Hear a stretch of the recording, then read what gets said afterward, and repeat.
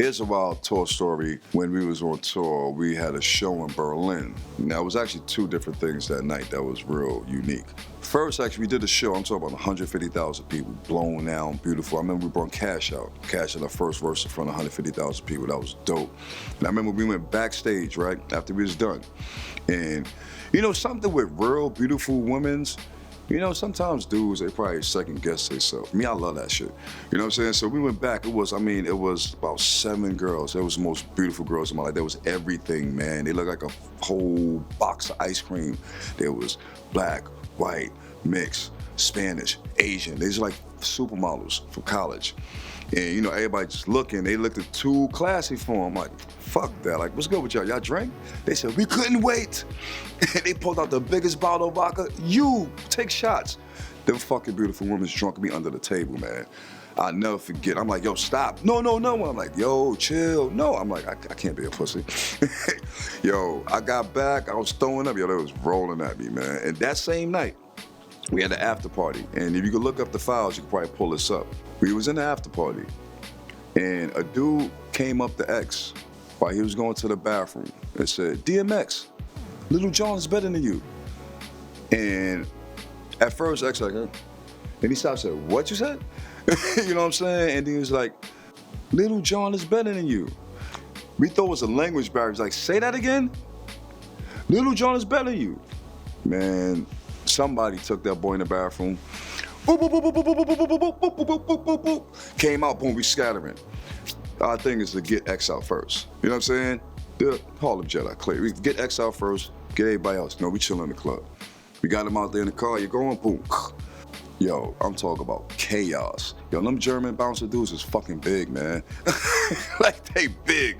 So imagine going at it with 4, yo, it was chaotic. We had to get the hell out, get out of Germany, go to the next show. But it made the news. If you think about it, you pull up back then, it was the news. DMX was being a reach, trying to look for him and some stupid shit. But it was a loudmouth, how you say it, disrespectful kid, you know, that's how I go.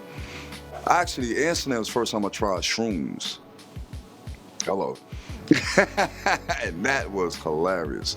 It was one time we was in a pool hall, because dog loved to play pool and shit, so he playing pool. I'm like, I don't give a fuck about the damn pool. So we over there having drinks and shit. And one of the dispensary guys came in and they gave us buckets of mushrooms. They had all different flavors. It was ecstasy, strong, and all this craziness and shit. So I remember we took the laughing ones, because we don't want to try no other crazy shit, you know. I'm talking about, we was laughing for hours.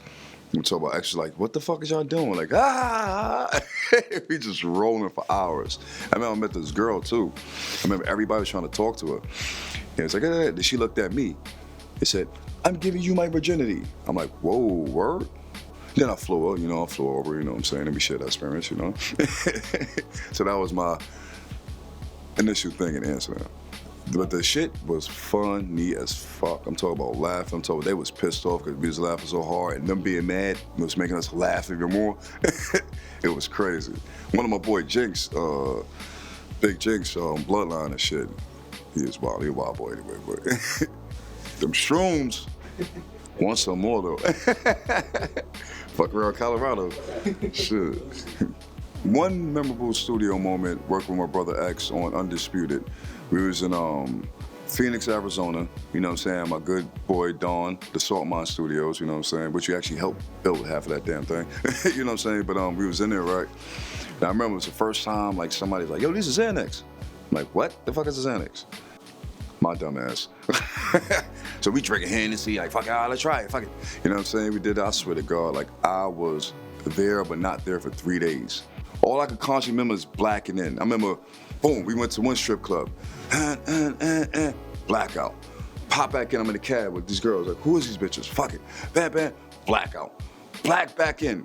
We in the studio. Blackout. Black back in. We sound like, yo, this shit is ridiculous, never again. That was my one and only experience with stupid ass prescription drugs. You know what I'm saying? And that was so crazy. That was wild. Keep it 100, man. For being with that status, you're gonna get a lot of shit. It's shit that you don't even do, you're gonna get a lot. And I've been there. I've been right there. Yo, Dex just did this. I'm like, he's like, He's like, I don't even care, because there's nothing I can do. I'm like, we sitting right here, and they just say he just drove a car somewhere. I'm like, yo, this is wild. Like, so with the price of that fame, it comes a whole bunch of weirdo shit.